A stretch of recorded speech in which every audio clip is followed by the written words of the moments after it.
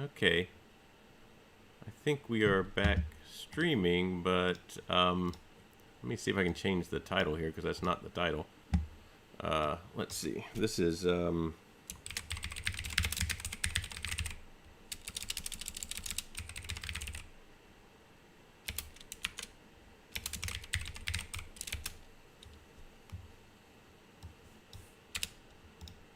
we go.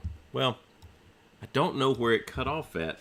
That's the problem. Is I just noticed that it suddenly wasn't streaming anymore. I think there must have been an internet deal, but I'll try and keep a better eye on it, and I'll have to patch together the videos into something that kind of looks right. But we'll see.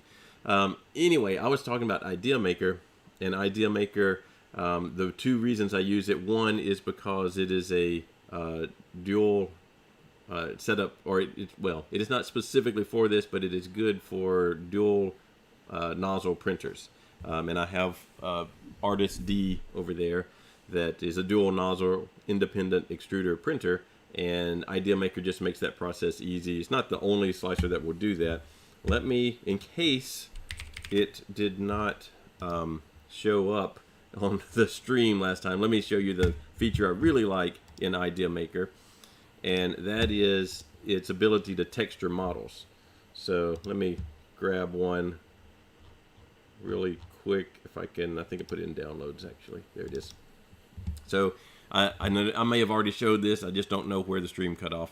But here's a little cup I made in Tinkercad, and I was just showing that it's really nice in Idea Maker to make this more interesting. So I can go in and grab a texture from their library, which last time I did the flames. Let's get a different one this time. Let's make this stone wall. That looks interesting.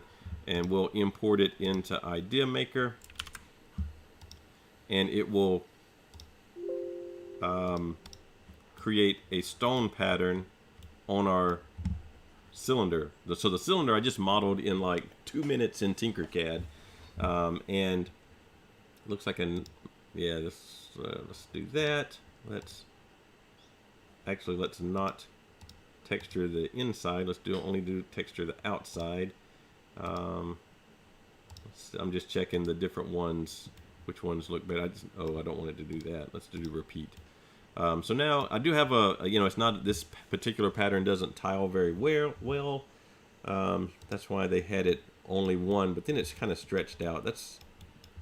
Maybe that's okay. It does tile in that direction.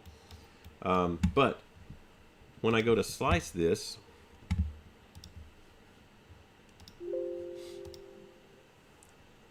it will take that texture information and it will manipulate the surface of the little cylinder that I had and make it a geometric pattern on there. So now I actually have a stone pattern. I might have needed the inverse of that. I might have needed the blacks and the whites to be reversed on there, or well, they were gray in this one, so grayscale. Basically, it takes one of the colors and brings it towards you, and the other color and pushes it away from you. And so I think it brings the lighter colors toward you and the darker colors away from you. But I didn't have to model any of it, so I just clicked that I wanted this pattern on there. It did the manipulation of the G-code to actually make the pattern appear on the surface of the model. So that's actually really handy if you don't want to go in there and try to figure out how you're going to model this stuff. And so now I have a cup that I could print, and it looks kind of like stone. Probably needs some manipulation to look more like stone. They're kind of long and skinny, and I think I would want the pattern inverted from what it actually shows up as here. But that's a really cool feature for Idea Maker, and I might have already said that, but I'm not sure where the stream. I'm keeping a closer eye on it now. Then we were going to go and look at Prusa Slicer, so we don't need any of these guys.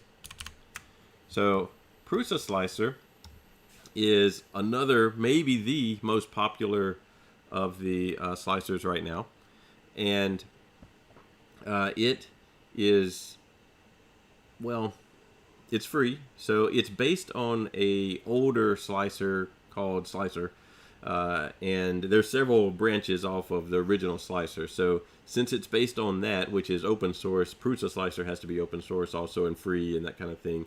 But they have taken and added a lot of features into Prusa Slicer that are really pretty nice. And there's, I think there's a couple of other popular iterations. I can't think of the names of them right now, but there are some other. Super Slicer might be one of them that let you manipulate down to the atomic level of what you want to do with your parts.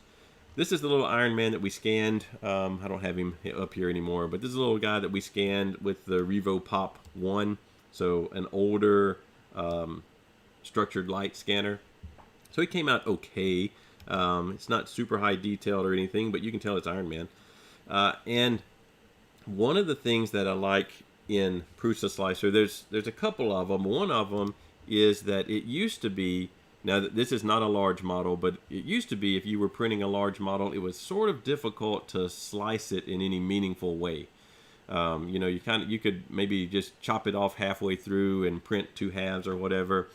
Or you could go to Mesh Mixer once Mesh Mixer came along. Actually, Mesh Mixer has been along a long time.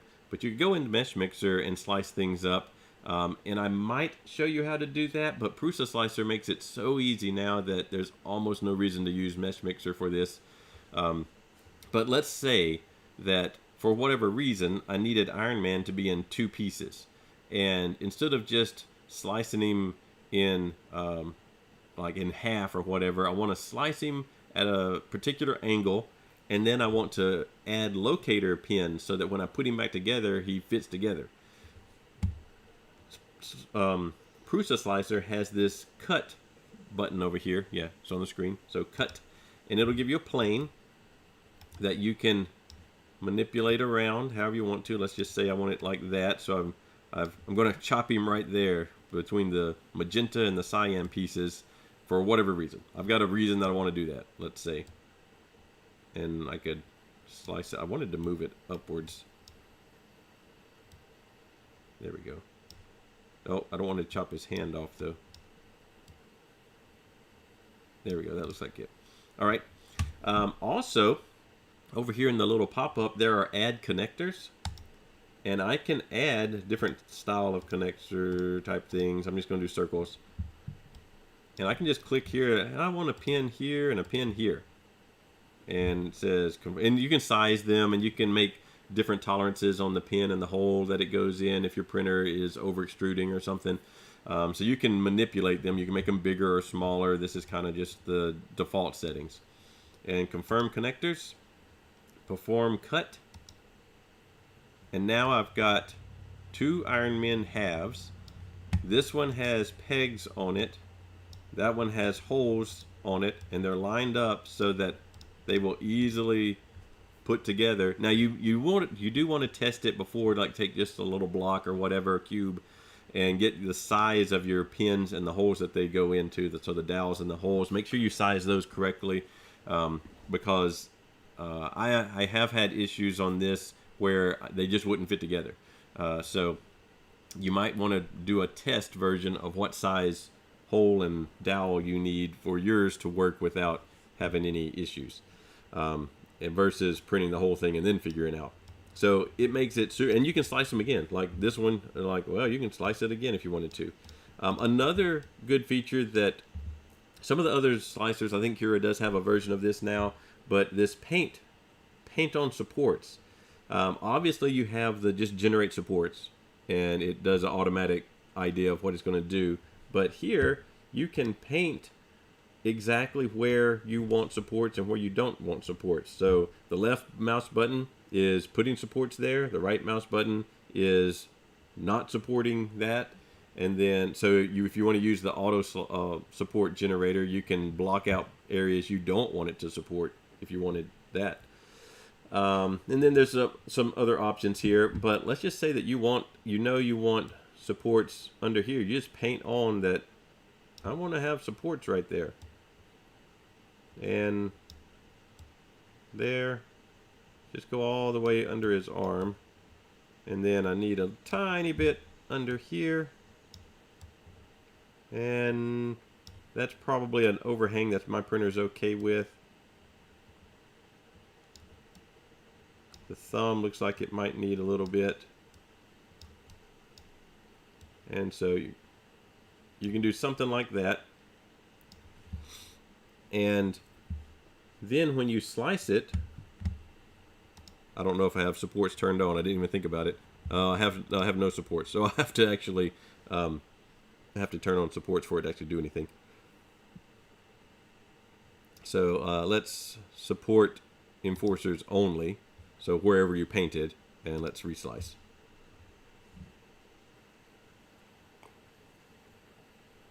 And I get the supports exactly where I painted that I wanted supports. Now it's highlighting these blue areas where it thinks I also need supports, but since I selected, let's see, is that under? I selected support enforcers only, then it only puts them where I marked them out. But you could do build plate or everywhere. Those would be the automatic generation things. But that's a nice feature that Prusa Slicer has. And Cura does have a paint on support option too, or in a support blocker option also. It just, to me, doesn't work as cleanly as it works in Prusa Slicer. So that's another feature that Prusa Slicer has that's kind of nice. I do have this multi-material painting option in here. This Prusa Slicer is set up with a multi-material upgrade, so it's got 5 materials that go into the nozzle, and it chops them up and sends whatever one it needs to at the time. We'll look at multi-material printing later. I don't have too many options for how to do multi-material printing, but there are some. Let's see. What else is in here? Oh, yeah, you can actually tell it. Maybe you have a particular issue with seams. So the Z seam, whenever a new layer starts, kind of can have a little bulge right there. And you just can't get rid of it. You've adjusted pressure advance, linear advance. You've tried coasting or whatever. And you just can't get rid of that little seam. Then you could paint where you want the seam to be, and so you can put it specifically in a location that is not as obvious, so you can kind of hide the seam. It will try and hide it on its own, but sometimes it's hard to get it to hide exactly the way you want it to. So you can paint exactly where you want the seam to end up being. I don't know if we can pick it up on our slicer. Let's see. I don't remember which one is the seam. There it is. So you can kind of see it put the seam kind of up his back there, where I painted it. So maybe it hides it better. It also put one there, and it put it on the front of his head. You probably don't want that, so you could go back over to your seam painter and say, let's make it go up here. And that way, when I go to look at my seam, it's on the back of his head instead of down the front of his face where it once was. So that's another handy little feature. So Prusa Slicer is constantly adding new features, new ideas. So that's a generally good thing. All right, let's see. We've talked about Idea Maker and one of its cool features. Prusa Slicer does have some kind of pattern thing, and I haven't used it at all. But there is a way to emboss like text. I don't know where that ends up being in here, though. I'd have to dig into where. Maybe that's not in the stable releases. That might be in a beta release. But they do have a way to where you can emboss at least text and other things like that on your model. But I don't see it right now, so it might be in the beta version still. It might not be in the stable release. And you can usually find the beta versions online pretty easily. All right. Some other cool things. So I do have Mesh Mixer pulled up because until recently it was not like Prusa Slicer didn't have this slice option where you could just go and draw a plane and click on some points to add the pegs and everything, the dowels. And so you had to do that in Mesh Mixer. This is one of the models. This is a scan of the plaster copy of Nike, the Winged Victory of, oh shoot, is it Samothrace, something like that, Samothrace, the Greek island. So the real one of these is over in the Louvre. This is a digital scan. I think it was done with photogrammetry, where you take pictures all the way around it, and then the software can form the geometry based on the pictures you took. We'll look at that later. It's a really cool process. It can be very time consuming though, especially compared to the handheld scanner type thing. But you get decent detail out of this. I'm pretty sure that's how this one was done, was photogrammetry. If you like these scans, of actual real world things, there's a whole site. Let's see if I have it. I don't know if I have it. Yes, Scan the World. So I don't know if you can see the web address up there, but myminifactory.com/scantheworld. And it is a repository. Actually, it's got a whole bunch of other stuff, their story and everything. But the full collection here is a repository of not just sculptures, but anything that you could scan, whether it's take a picture of it or photogrammetry or the laser scanner or whatever. Anything that you could scan, pretty much out there. Not every single thing, but many, many, many things, including this Nike statue that I have here, is in this full collection. So maybe you want Rodin's Thinker. So this was scanned. I don't know if it tells here how they scanned it.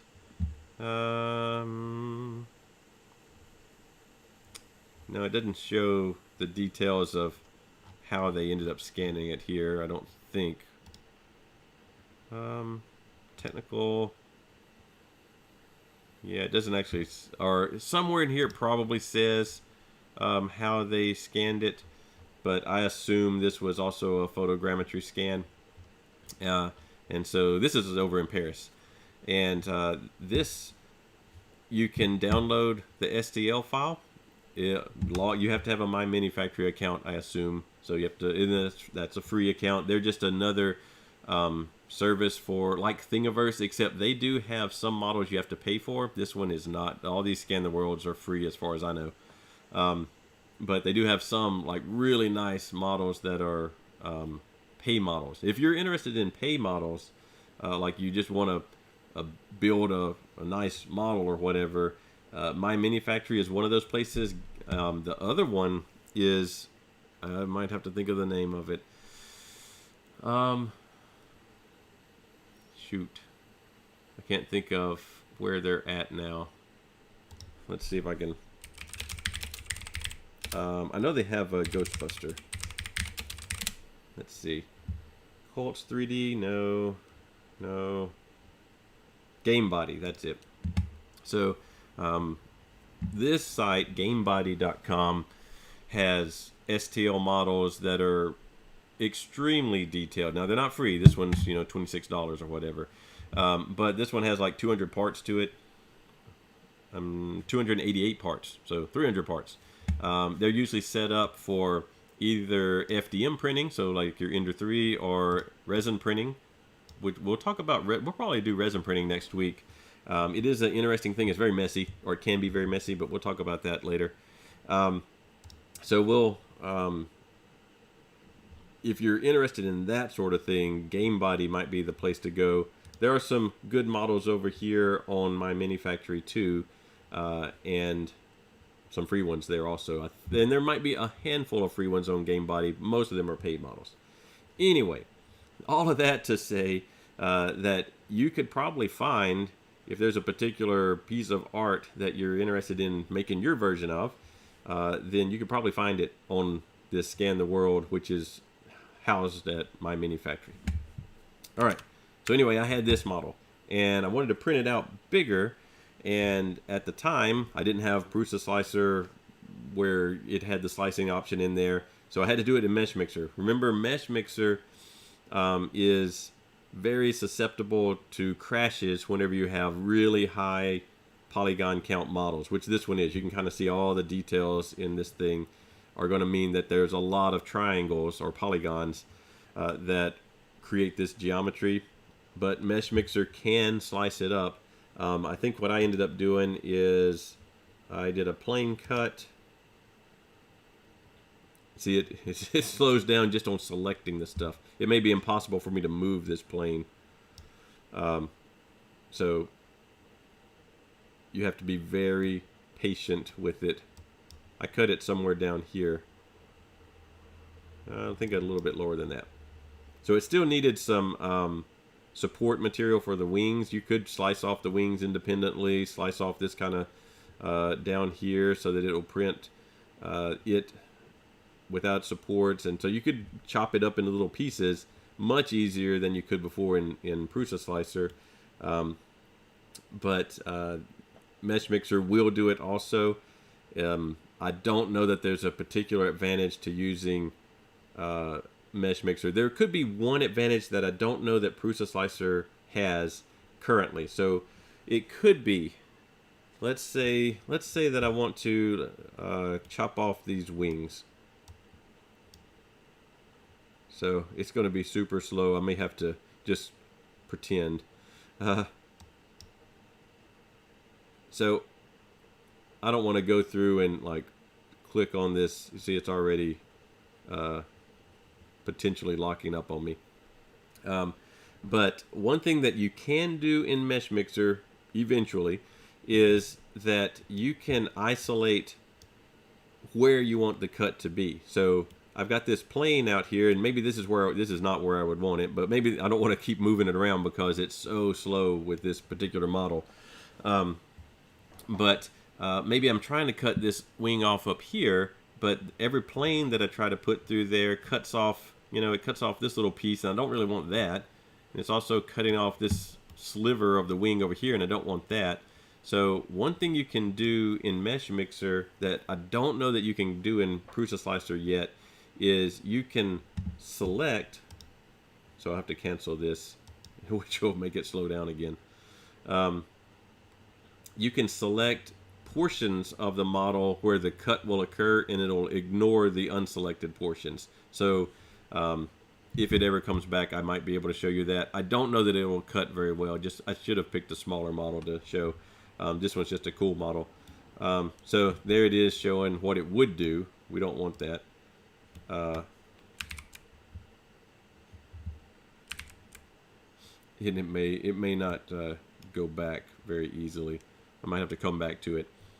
And maybe I'll show you that with a simpler model here shortly, if I can ever get back control of Mesh Mixer. Here's the actual print. So it does come out pretty well. There's the slice that I made before, so that I could print this piece separate from this piece. And I just, instead of trying to slice it all into pieces, I did allow supports under the wings of it. So you can, oh, it came back. All right, let's see. It did come back over here. So let's cancel that. Let's see if we can select, and then you could go in here and, wow, that's really giant. Yeah, it's going to be too laggy for you to actually ever see anything here, but the idea would be you would go in and draw or paint in the part that you're interested in actually working on.